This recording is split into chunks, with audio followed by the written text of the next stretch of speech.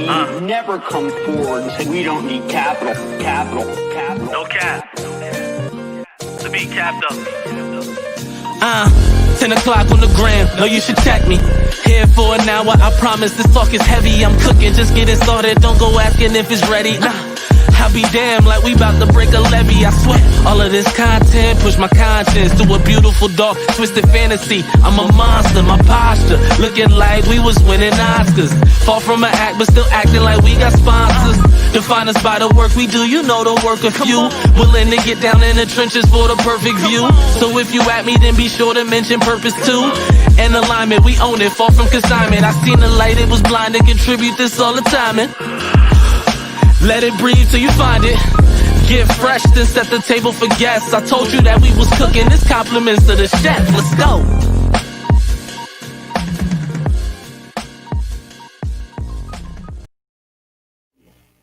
Good morning, creatives, and welcome to another episode of Cooking the Late Night. I'm your host, Cook, and y'all know it's Thursday. I know we a little lit tonight, you know, Jeezy and Gucci going at it, but we still here to bring y'all the content you need with the creatives and the minds you need to hear from. So I'm so excited. We got Regan in the building. What's going on, Cook? What's going on? You know what? Not much. First off, who you rooting for tonight? Like all things aside. Well, one, I'm a Baltimore girl, right? We know who you. I'm gonna have to go with Gucci. You got. I mean, it's I'm gonna have to go with Gucci. You wouldn't be able to go home if you didn't go. Yeah, I'm gonna have to go with Gucci. Nah, I would take Jeezy. You know, I personally, I ride around a lot more to Jeezy because Jeezy's definitely like a good like. You hit in 495, like you might be moving a little bit of weight with Jeezy in the trunk. Like, don't pull me over if Jeezy playing. That's a fact. The snowman. We got so much happening tonight. Y'all know as always though, it's about an experience and it's about making sure we put on upcoming creators that are dope as hell. And let me tell you something. We got my guy Capital coming in today on the beat check-in. You heard the beat, right? You heard the intro. This is the man that produced it. Let's bring my man Cap to the stage and let him introduce himself for the good folks at home. What's going on, folks? It's Cap. We Need Capital. You can find me, you know, anywhere, everywhere. We Need Capital. I think I'm gonna have to go with Gucci on this one. You going Gucci? Come on. I think I'm gonna have to go Jeezy with down Gucci. 2-1 in the room, I see, but it's cool. Yeah. You know, I'm riding with the snowman. It is what it is. It is what it is. Yeah, I'm gonna get it there for y'all. So stay tuned. Dope. Well, look, tell it again. Where can people check? Like, where you reporting from right now? Like, where you at? Right now, I'm in the DMV, a little outside of the metro area, but I'm right in the DMV. You know what I'm saying? You can find me on social media or my website, weneedcapital.com. Yes, sir.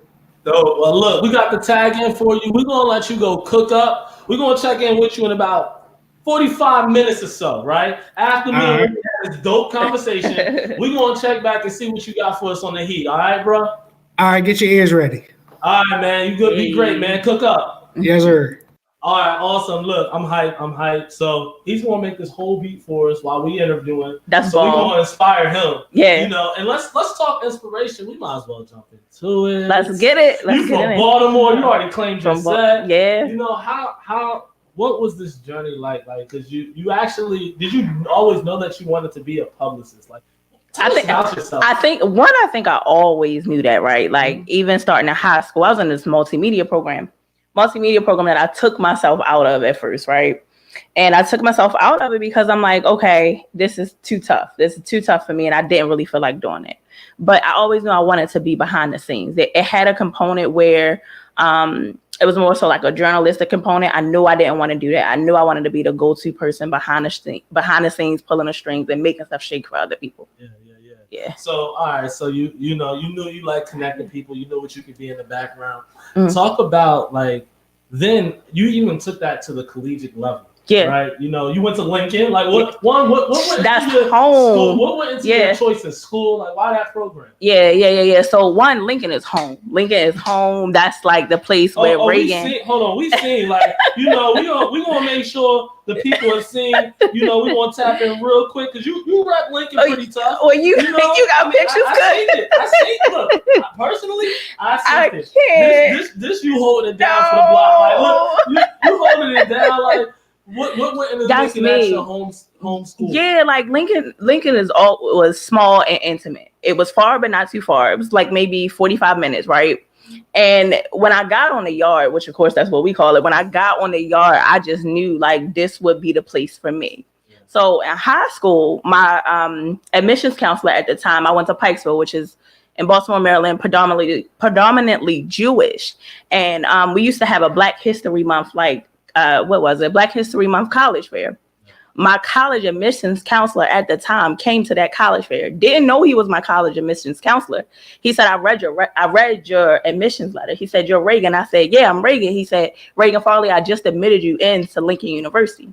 Now, I've always been, I live for a good underdog story, right? I've always been that person. And one of the things that I had gotten when I received my admissions letter, it said that you're a student that's a diamond in the rough. So long and the short, you might not necessarily have the grades to get in officially. However, this admissions counselor believed in you, thought that you could, do the job, go off to Lincoln and be successful.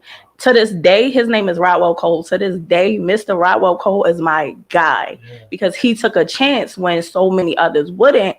And I went and at Lincoln, I went on to just shine, like back to that being that diamond in the rough. Like, okay, I got this letter and this is what it's saying, and the odds are stacked up against me. But I'm gonna go to Lincoln and I'm gonna do my thing. And that's just what it was. I told you stuff. I'm for you. Like, I think we in a good state. Yeah. I'm gonna just get rid of this just to make sure we ain't charging phones. We're gonna keep the options looking good in the back, But I think the best part about what you just said was like, that one person believing in you. That's all it took. That's all it took. And so like you get that letter, you're reading. It's like do you still have the letter that you wrote? I wish I still had the letter, but I wish I still had the acceptance letter from Lincoln because, like I said, went to Lincoln, did my thing. Dean's List, SGA vice president. No, you got pictures? I mean, we at least got you, we got you repping, like, Come on now, Cook. That's the squad. That's the squad. Yeah. You held it down and everything, like, you Cook, you real embarrassing right now. No, you good. You out here. I did all things. That's what's up. That's what's up.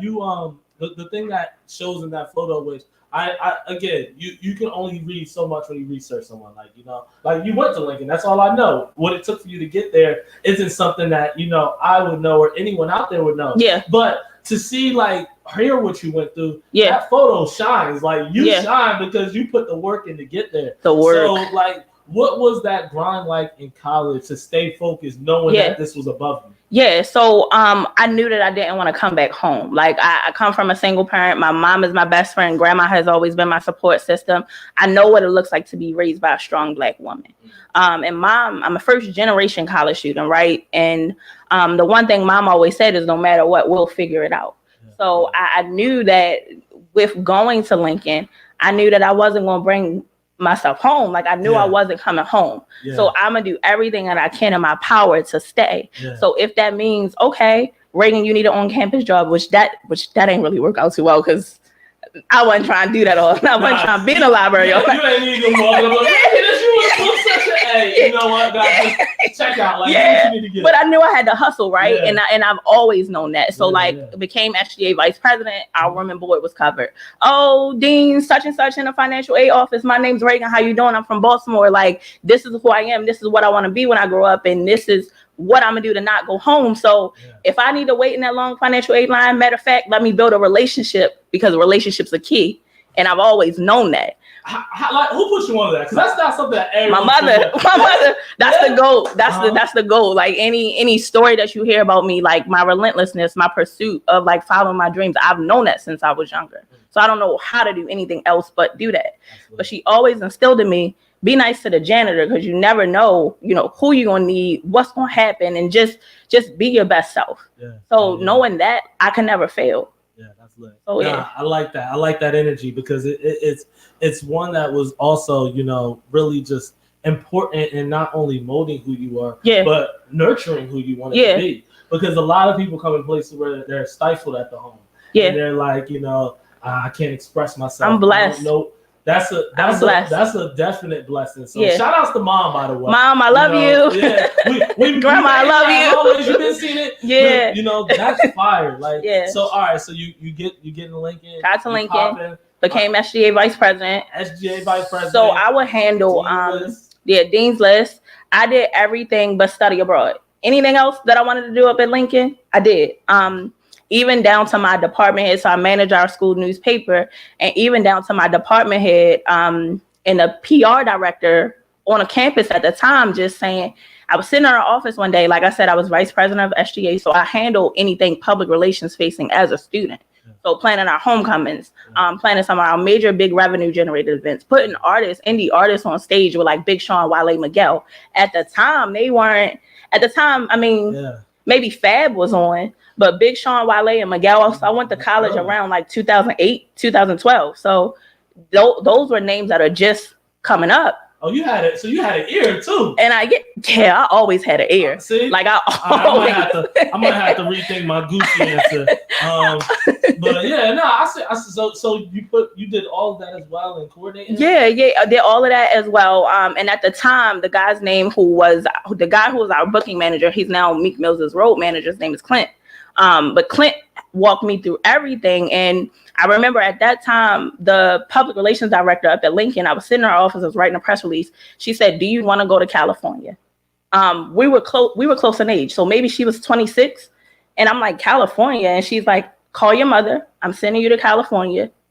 Just tell her to book a flight. Your room and board is covered. You're there for the entire summer. Summer my senior year. Yo. Sheesh. Didn't have to pay for anything. Furnished Kevin Frazier, he's the host of Entertainment Tonight. Yeah. Furnished my apartment. I will forever be indebted to Kevin. Like, furnished my apartment. I got a chance to work for him at CBS. I got a chance to work for him at Hip Hollywood, and I'm grateful to this day. So like, honestly, coming out of college, opportunity was there. Coming out of college, opportunity was there, but I think the one thing that happens though, so we get that reality check. Yeah. Being at an HBCU is not how the world looks. I love Lincoln. I love who it made me to who I am. Yeah. But now folks are just getting susceptible to what it means to have an HBCU. 2012, education. It wasn't it was almost as if second tier, like, damn, you got to HBCU. No. Like, they didn't treat it the same. So that's what Regan had to humble herself real quick when she graduated. Yeah. On campus, it felt like, oh, I run a yard. This is who I am. This is what I do. This is where I'm going. Everything go through me. You're right. Yeah. Once I graduated, I didn't have a job. So like that was the reality check, right? So a year after, I started working for the MTA. That's the Maryland Transit Administration. Yeah. Long and short, I did PR and social media for them. Year after, so it took some time for me to get a job. One of my mom's friends, back to that relationship is key type of thing. One of my mom's friends at the time, she was the director of MTA. And long and short, she said, "I see what your daughter is doing on social media. I want to give her first job. It's a contract position." So a year after, remember I told you I lived in LA summer my senior year. I said, "Mom, I'm going to LA. Like, this is just what I'm gonna do." Didn't know nobody. Went out there for one day with my best friend to network at Sony. Yeah. So stayed there the entire day. We left. I met this woman. I'll never forget her either. Her name is Esther Weinberg. Esther introduced me. She was so impressed that me and my best friend came to California for that one day. Esther introduced me to every single person that she knew at the networking event. Wow. So I said, okay. A few months later, moved to LA. I had a meeting with every single person that I met during that networking event. Wow. The guy, his name is James Wright. I think he works over at LinkedIn. He's in diversity and inclusion now. James said, "I can't promise you that these people will give you an opportunity, but make sure you reach out to a few of these people and see, if somebody can help you." So reached out, had an interview with Beats by Dre, had an interview with NBC Universal. I got my first job 7 years ago, I think on the 20th of November. I'm sorry, 7 years ago on the 10th of November at NBC Universal. Oh, so we celebrating today. You know what I mean? I had to go out and buy. You should have said Right. It's cool. So it's crazy. It's crazy. But I think, wow, like, just what resonates with me and your story is, one, not only did you talk about the importance of relationships, but you still hold them hard to this day. Like, to be able to say, like, this person gave me an opportunity. Yeah, because I'm gonna never forget that. Yeah, that's something that is key in not only just networking and growth, but and also being able to pay your dues or to make other connections. Yeah. And so, you at NBC Universal, you're out in LA. I don't want to get too far ahead in this story, but you do like you come back east, but like what was that LA lifestyle like for you? So let me unpack that. When I graduated college, I'll backtrack real quick. When I graduated college, I was diagnosed with epilepsy. So I developed epilepsy at 22. But again, Regan's always been relentless. So I said, okay, Mom, I got this condition. It don't have me. I'm still going to go off and do my thing. But at the time, being 22 and back to being hard-headed, because that's what happens, right? So I still left. I still went to California. But I don't think that I was necessarily ready to be there due to my health condition. So, because again, I didn't really know anybody. I just was navigating, moving and shaking and doing what I need to do. But in the entertainment industry, that's long hours. That's trying to find somebody who can look out for you and you halfway across the country. Yeah. That's making it shake in odd times too. And also, I mean, honestly, that's the industry is one where you don't necessarily, especially again, this time frame we're talking about, like 2012, 2013. Yeah. It wasn't a space of acceptance of just anybody and everything. It's almost like that was the era of you have to be perfect to be in this industry. Yeah. You know, and not saying that there's no such like there wasn't perfection in you, but it's like you kind of are putting on a you gotta know somebody. Yeah, like that layer. I'm trying to come out to LA. I'm trying to be here. Yeah, so, I'm trying to come out to LA. I mean, wow. So you're there and like you start to make these moves and you start to make these connections. What is that like swimming in unknown waters? Because that's tough. Trying to stay afloat, trying to find your tribe, which I have been blessed to find my tribe. Francis and Ariana helped me down when I was in LA, and both were publicists. Francis is my big sister. Ariana is like one of my best friends. And I think I found my niche eventually, but unfortunately, health, I still didn't really grasp that concept of I have to be healthy. Now you're not like everyone else, and which you knew that before, but now with this condition, you gotta sleep, you gotta take your medicine, you gotta do all of these different things. And I wasn't ready for that when I went out to LA. Maybe for me personally, I may have went out there too young. I can say that now. But I'm grateful for the experience. So I left LA and went to New York because my friends were there. So friends, more of a safety net, but I worked for Universal Music when I was there. But back to the seizures, right? I had a seizure. I was leaving work, had a wad of cash in me, like want to go get my hair done. Had a seizure, about to get on a train, and somebody found me in the snow. And I had just called my mom. The woman picked up the phone and said, "Your daughter just had a seizure. We're putting her in an ambulance." Wow. That's why you were in New York? This is when I was in New York. Wow. So like, thanks. Success happens, but those setbacks come too. But it didn't break you. Like, no. You know, it like the setback, it was as much of a setback as it was. And that could have been that situation could have went a lot of different ways. You know what I like to say, Cook, and even coming home. So I'll pivot you as to how I came home, right? Mm-hmm. So seizures started to get worse. Just different things happened along the way. Just not, maybe being home and still being young and learning, right? So 2016, I came home, maybe the early part of 2016. I got into a car accident. I started working for the NAACP. Couldn't walk. And I like to say I went from not walking to walking red carpets. And that's just who I am. No, and you say that, and because there's a very vivid picture or video on your Instagram. I believe it's the Soul Train or one of the award shows where you're like walking on the carpet, and I was going to pull for a clip, but I just like let's see if we get to the story. I want to pull the story too true. Yeah, but I mean, such a blessing. Like to be here is a blessing. Talk about favor and what that means to you. Like, how have you really processed it? We about to cry on Cooking with Late Night. We got cry. We got we good. Let me tell you what that really looks like. So to get into more detail about what really happened. Regan was still stubborn around that time, still stubborn, still hard-headed. I can't believe that this is happening to me. I can't believe that I have seizures. I cannot believe that this is happening. So I understood it, but I don't think that I really understood what was really happening 100%. Now, granted, by the grace of God, my condition is not the worst. Like, it's not the worst considering that it could be really bad. My seizures are grand mal, which means I have them. I fully convulse. But if I take my medicine, they're controlled. I just wouldn't take my medicine. So it was self-inflicted. I didn't want to do it. At one point, it made me angry. I just didn't want to do it. So fast forward to the car accident. So I was driving. I was going to go meet one of my girlfriends. Again, from Baltimore. We were actually going to come down this way for a party. I went 400 feet. I crashed into a brick wall. I was actually on the phone with my business partner at the time, and every time I tell this story, she always gets sad. She said she heard me crash. Like, she heard me crash, and my triggers are my ears ring. So I felt my ears ringing before it was about to happen. I just didn't have a chance to pull over. And I flew.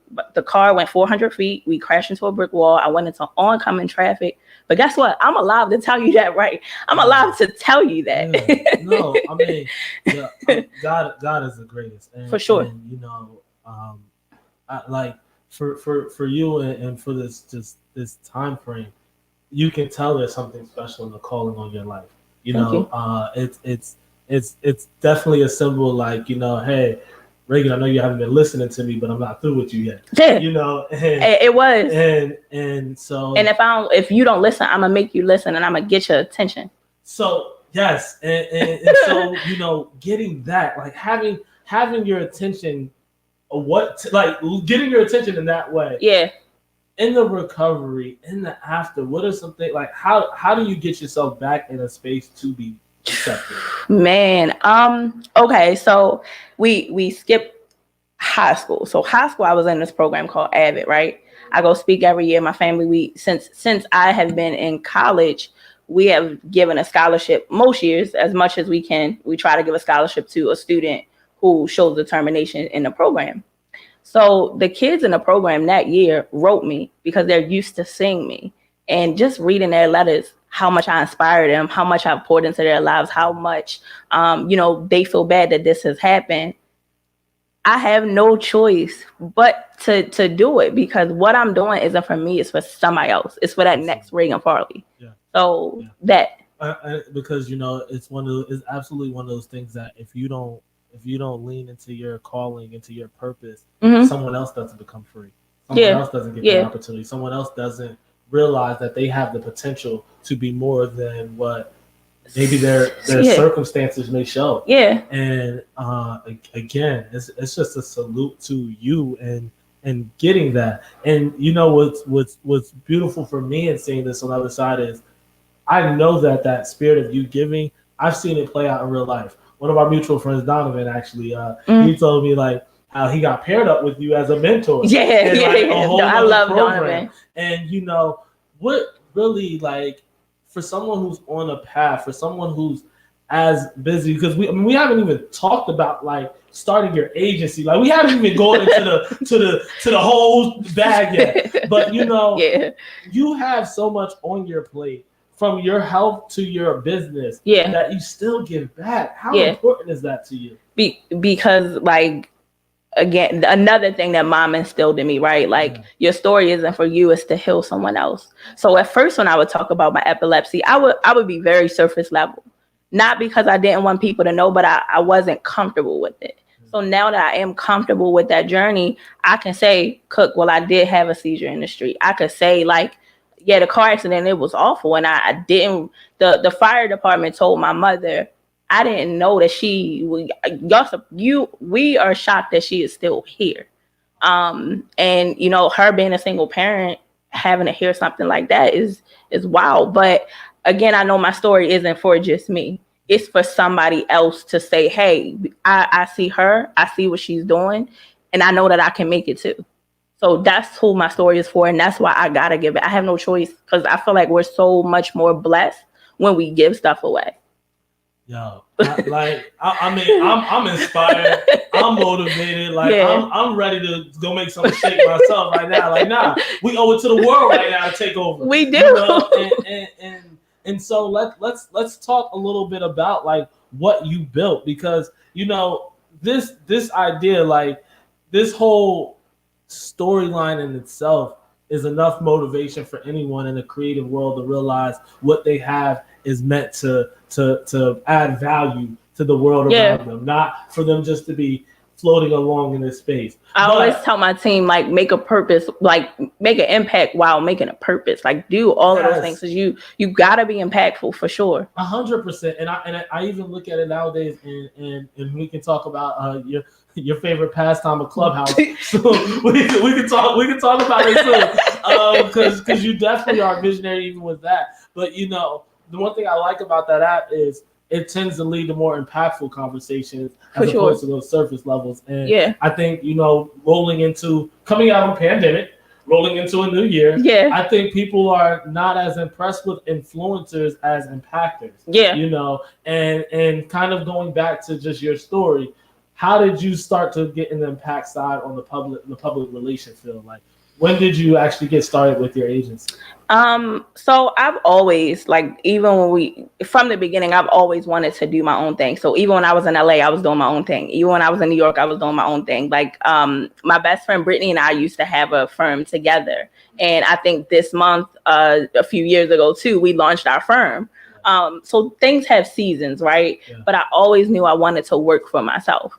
Back to mom's an entrepreneur. I haven't seen her maybe when I was younger work a 9 to 5, and that's okay, right? But like, what was mom's in real estate. Okay. Yeah, so mom was flipping them homes. Yeah. She's in real estate, but I saw that at an early age, and I knew that she doesn't answer to anybody. She sets her own rules, and that's what I want to do. Now, maybe, things happen because it's life, and entrepreneurship is a slippery slope. But my mother is one of the top real estate agents in Maryland.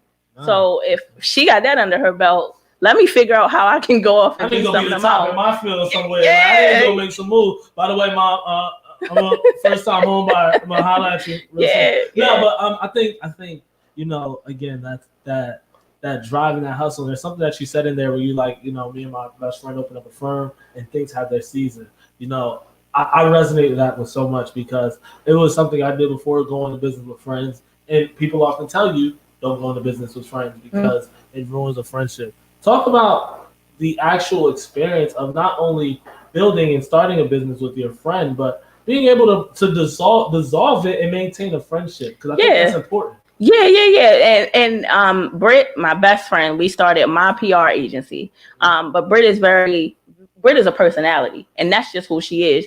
TV, radio, Britt can do it all. So PR is just, PR was just something to do. And she's amazing and phenomenal in that space of hosting. And that's just what it was. Like, we just had different paths when it comes to that. But I'm actually merging my company again with my business partner, Deja Cromartie. So we'll be Intel Media Group. It's one of the best. And me and Brittany are amazing too. Me and Deja right now, we just build a momentum where we're able to gel with each other, finishing thoughts. We've built a phenomenal team dynamic, and we know how we want our agency to be ran, and that's just what it is. That's lit. So I haven't had a problem. I haven't had a problem working with friends. And it so just happens. What do you identify with character-wise to be able to align? And see, like, hey, you know what? Because there's friends that you can't go into business with. That's true. Like, talk about that discernment and knowing when to actually work with. I think we have to have the same compassion. We have to have the same energy, but we also got to know to check each other when something isn't going right. Yeah. Communication is important. Being able to identify the loopholes, and where I lack, you pick up. It's like a relationship. This is definitely like a relationship. 100%. And a healthy relationship relies on good communication. Yeah. So I mean, it's definitely a precedent in terms of that type of conversation. So all this is happening.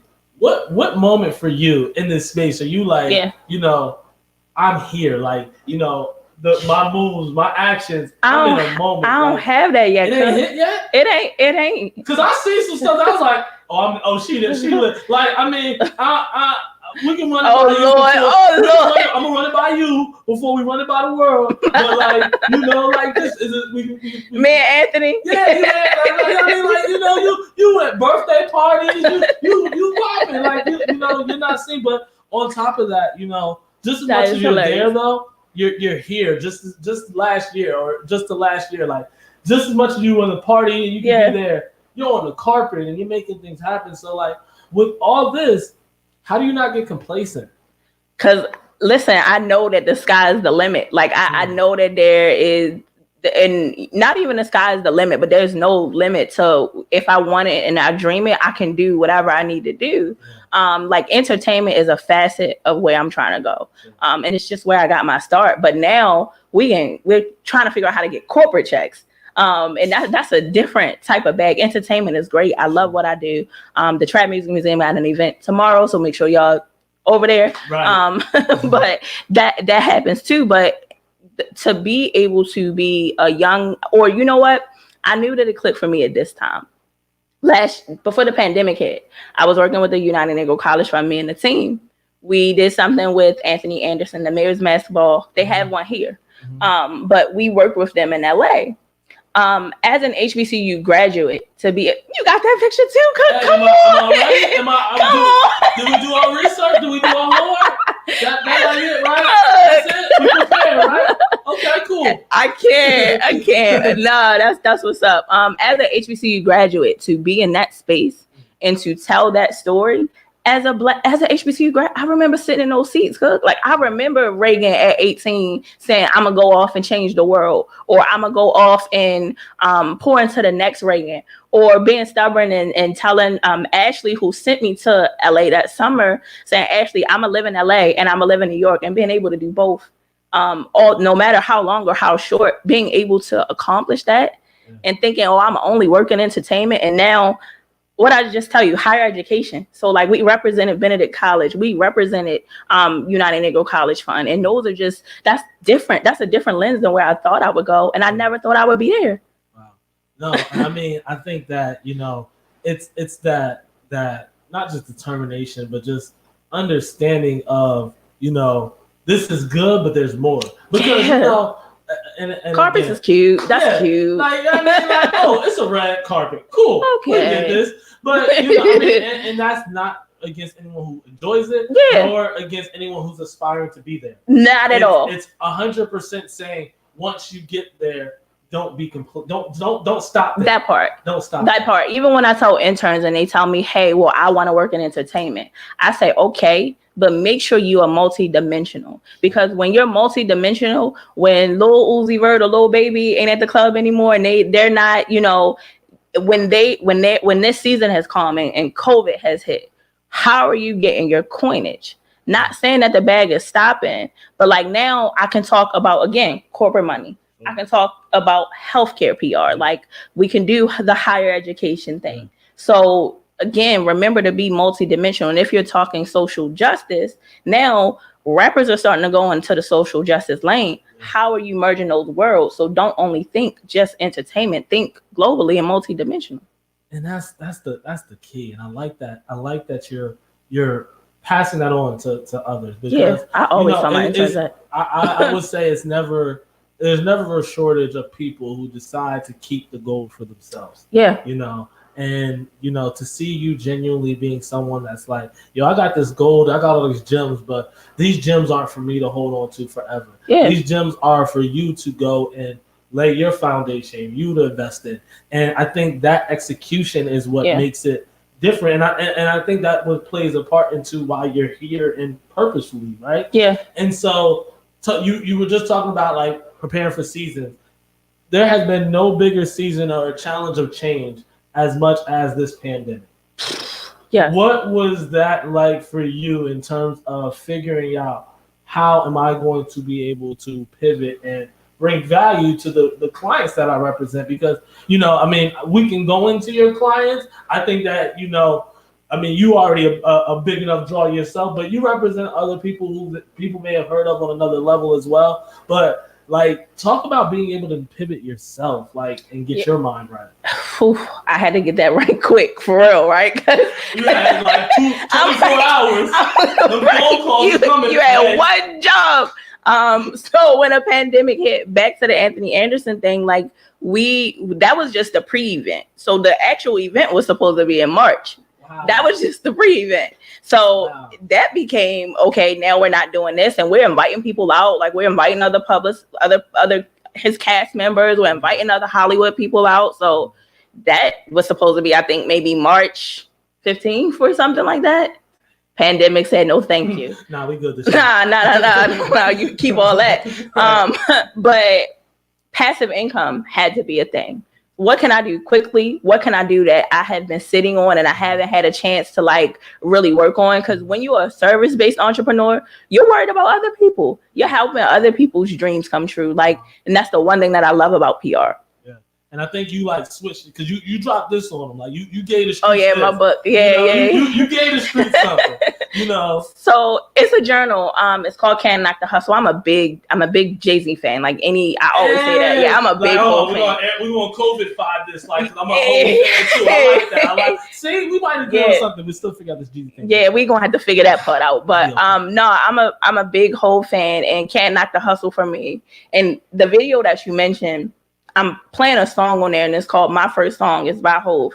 We're playing a song, and it talks about being an intern, being a student, and treating every day like that. Yeah. So that's what I wanted my Can't Knock the Hustle journal to be. Like, always be a student, write stuff down, connect with people, manage your water intake. It's about balance. Are you sleeping? That's what I wanted my journal to be. And that's what I want my Hustle Sold Separately brand to be. No, that's hot. And I think, you just started to like, I mean, I can't say you just started to flourish. I started to see it just being in another sphere I know words. But at this time, because again, when COVID stopped, like everything shut down. First off, let me ask this: was it an initial like pivot, or did you take time to reset before jumping?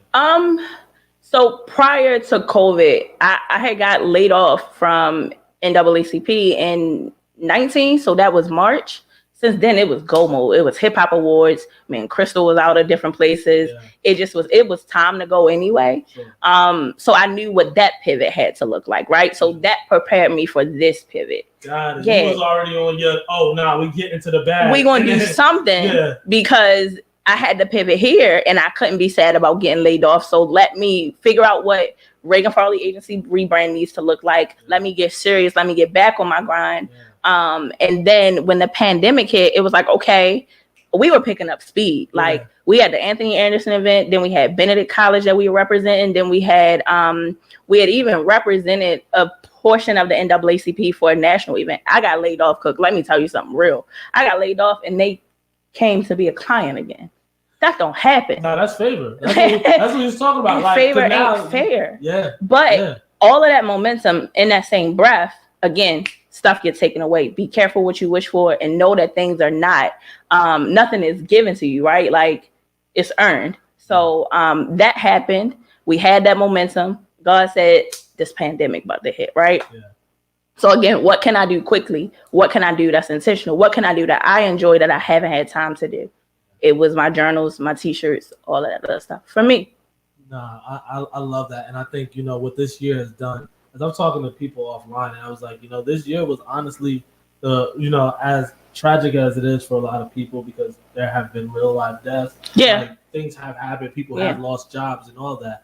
But, one of the bigger things that happened is a lot of people's purpose was cocooned and blossomed. So that or exposed. Like you started to see people for who they are. Like you started to see some people like, yo, you're kind of corny. Like that's a fact. That's a fact. Hey, I look up to you, but you might not be the one. And, it was okay to kind of come through that because now you're like, who am I? Who do I want to be? And I think this year did a lot of challenging of self to a lot of people. And I think that, you're not one that's shy of a challenge, but you face this challenge like you kind of took on everything else, like with intention, with purpose, and with an idea of hold your head. I can change. Yeah, hold your head. I can change things. Yeah. So like, talk about for yourself. What has been some of the things that you've implemented and changed wise since then, like that you've been able to follow through?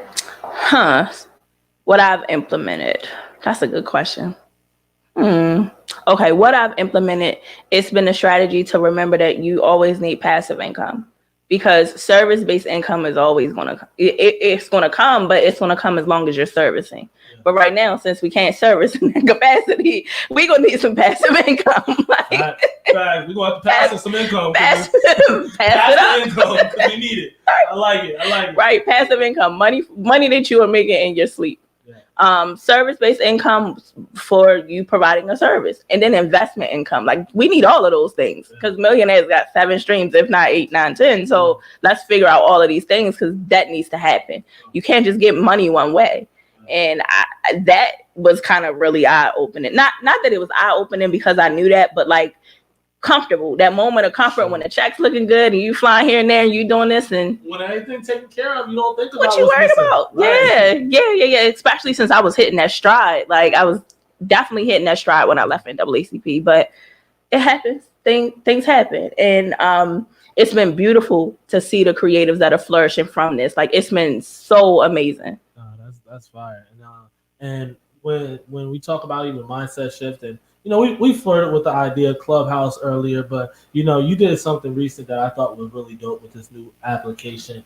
And I'm not going to give them credit as an app for this. I'm gonna shout out you for having initiative when you were like, we're going to do a press conference. Oh, yeah. Like, you was like, I like this. And what's the interesting thing is literally like showing your flyer. Someone's like, I know her from Clubhouse. Like, I don't know how you in these Clubhouse streets. That's what's up. But you out here, but talk about finding areas of opportunity in new spaces. Yeah. Because I think that's something that you did well that I think anyone can implement as far as seeing what's around the corner for something as opposed to what's right in front of you. I should have pinged you into the conversation earlier today. So let me tell you. I'm here. So one, again, when you're a hustler, when you're a true hustler, like, you gotta find hope where there is none, right? Right now we can't have press conferences, virtual press conferences, yada yada yada. So I said, okay. The people are in Clubhouse right now. The people talking, the streets talking, the right people are in there, the right journalists, and right now it's at our fingertips. And people are tired of Zoom press conferences because I know I am. Are you? I'm done. I mean, we not Zooming this. This ain't no Zoom. Yeah. So I said, okay. Our client has a film on Amazon. It'll be available at the end of the month. Her name is Latia. She has Open Diary. It talks about racism and xenophobia. because you did the interview. It's some heavy stuff. Like she interviewed someone from the Klan. Like, I believe it was a dragon. Like one of the Klan. And to that idea of sitting there and talking to someone. I know this is about her, but shout outs to you. It was just mind blowing to me. I was like, man, that's saying the mission is bigger than me. So and granted, Tia is shy. Like, Tia was like, Tia is not the type of client, and we're just getting a working relationship, but I can tell that she's the type of client that's like, okay, I'm gonna just fade into the background. I'm gonna chill. I don't gotta be out there. I don't gotta be all in the videos dancing. Like, I don't gotta. She's not like that. But I said, okay, see, let's try this then. Like, since we don't want to do it this way, let's be disruptive and try it that way. And that's what we did, and it was great. I think it worked out perfectly. We need to do another one. I mean, streets is calling. The streets, hello, right? But I mean, I think most importantly, what I gather and what I gain from you is like just this, not only an inspired and kind of how do I beat myself kind of attitude, because it's like you're always like, I did that, but what can I do more of? I'm always I'm like that. That's me. That's what you give that energy, and I love it. But you also seem to not be one that comes off with air like you're above anyone else. No, because who am I? Don't nobody know me. Like, what? Yeah, but the streets know. The streets, if you know, you know. But talk about with having seen as much as you have. And I know a lot of this is credited to your mom and her what she instilled in you. But just talk about like what you look to actually bring back home, because you're now home. You're now in your DMV area. Like, what are some things that you're like, yo, this is where I want to build out, or how I want to see things go. And specifically Baltimore, right? Specifically Baltimore, because I think, and I was talking to Media Prince about this the other day. I'm like, well, who's doing what in Baltimore, and why don't I know that? And one of the reasons I don't know that is because I don't do as much work there, which that needs to change. But I want to be able to be at a place where I'm able to be a springboard for other young women in my city. Mm-hmm. Like, we know the radio host, we know the media personality, but like, I want to create Baltimore as a market to where people can help tell stories, like, you know, like where other publicists can say, okay, you know, I want to be a publicist like Regan. I want to be able to motivate. I want to be able to inspire. I want to be able to give back to the Baltimore school system, the Baltimore public school system. And those are the things that I want to do back home for sure. That's lit. No, I can see that happening. I got some, you know, Baltimore people in the pocket. When you're ready, we can make sure we get Baltimore right. Yeah. Because that I think is something that I look at the whole DMV as just an area of opportunity. For sure. You know, because a lot of times our creators feel like the LA or the New Yorks or Atlanta now. Yeah. Like everywhere else but home sometimes comes up. I had to learn that though. I had to learn that though. Like I had to live in LA and live in New York and build my network in those places and learn that everything I needed was at home. So now these people can send for me. Like I can have an event on Friday in Atlanta and not have to go to Atlanta. I can be, you know, at home working on an event in LA, but I had to build momentum and get to that point. And I tell my interns this too. Would you rather be a big fish in a small pond or a small fish in a big pond?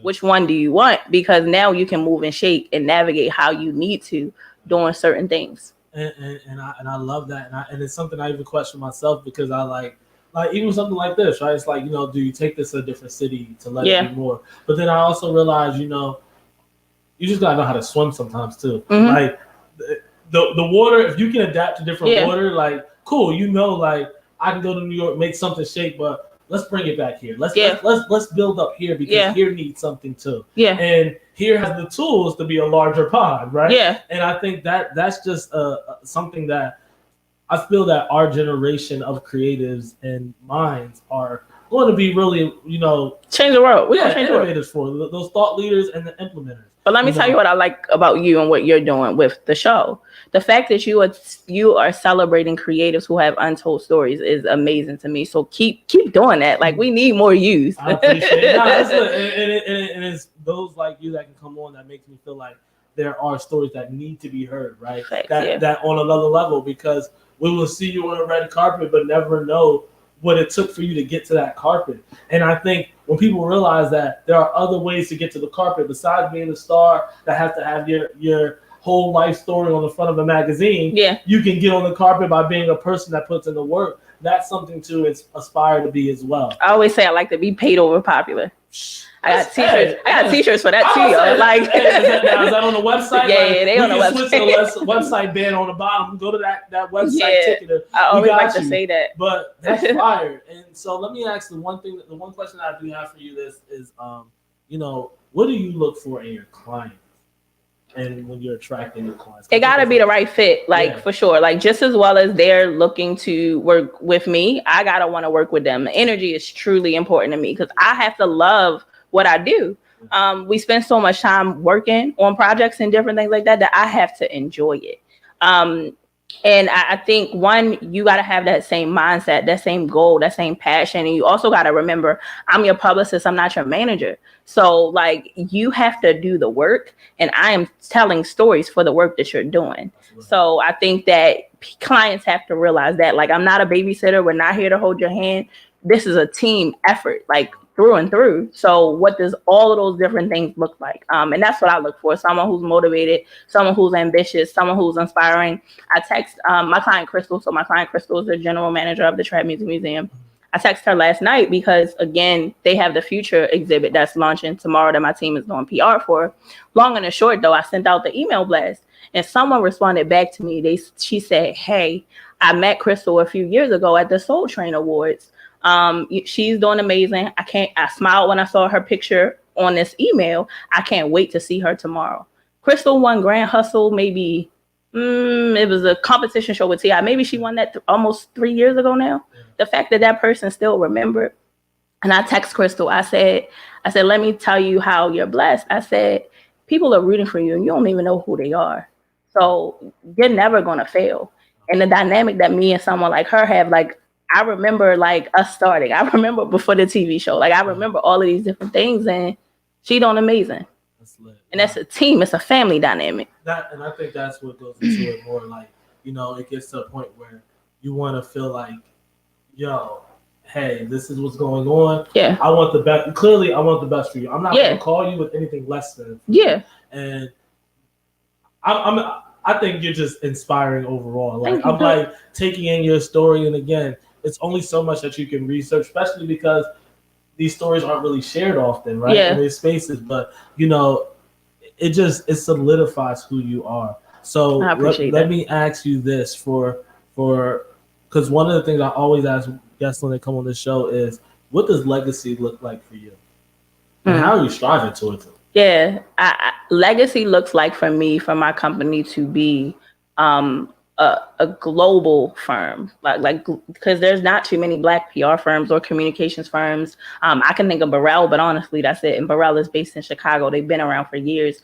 They do video content. They do social media content. They work with brands like Pepsi and Cream of Nature and different things like that. But I want the trajectory of my firm to be there, because I want to be global, because I don't just want to be recognized as a Black firm, which is a prime time to be Black right now.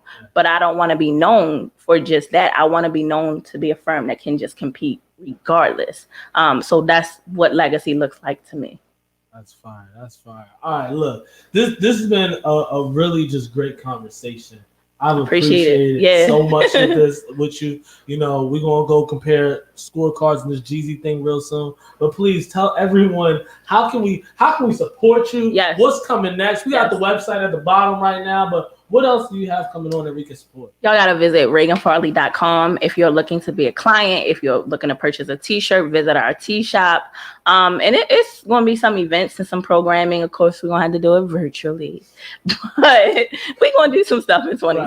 Right. Nah, I mean, well, you saw Rolling Loud just announced that they're doing a whole Miami thing, like in person. Like, in March. For real? Like they like hey, they like whatever we didn't spend it. Y'all know what we doing.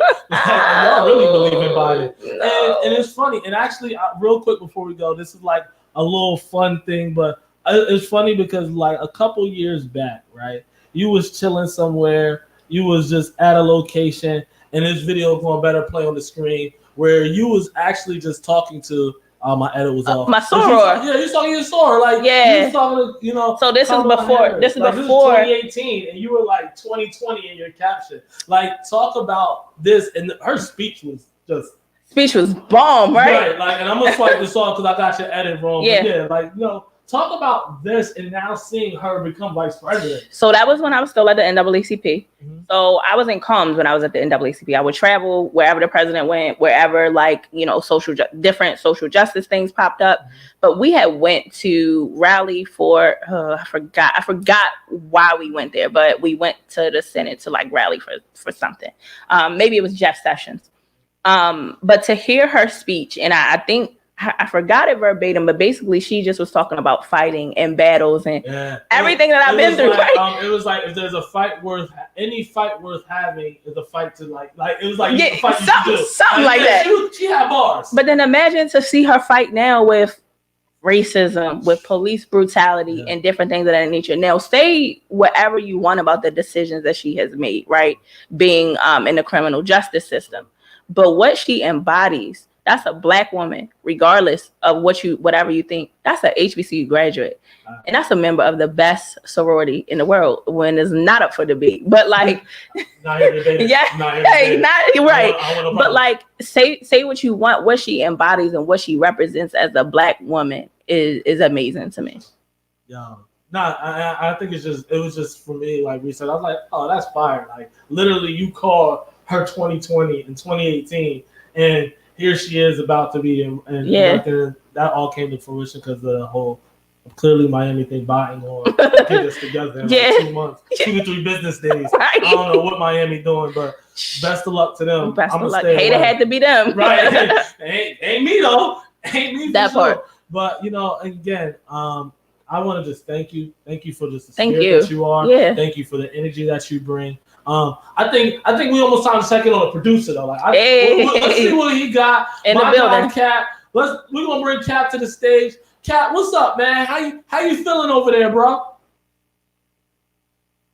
Yeah. Yo, I saw you. I was on mute. My bad. I'm feeling good. Man. Yeah. So you ready to cook up for us? Yeah, man, I was listening to y'all, and it made me think about second chances. So the name of this beat is Second Chances. Yeah, let's go. Look, we're gonna jump off the screen ourselves. Take it away. All right, so I started with this little loop right here.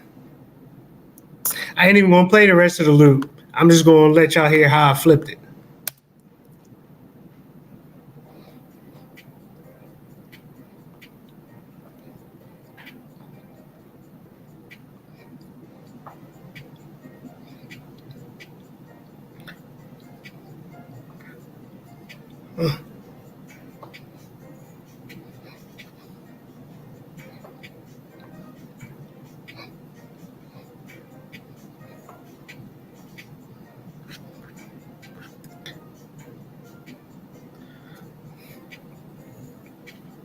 All about second chances, right? So I can hear anybody flowing on this about trials and tribulations they've been through, things that took them, you know what I mean? Hey, yo, hold on. We might have to you might have to run your audio through something else real quick, because you know what I mean, we got we got part of the snaps. Switch your audio to your computer or output to your computer so we can hear the beat through the computer. Because that joint was not, it looked like you was knocking, man. We need that from the top. All right. You had the versus bars. Right, like I said, hey, yo. There we go. Hey.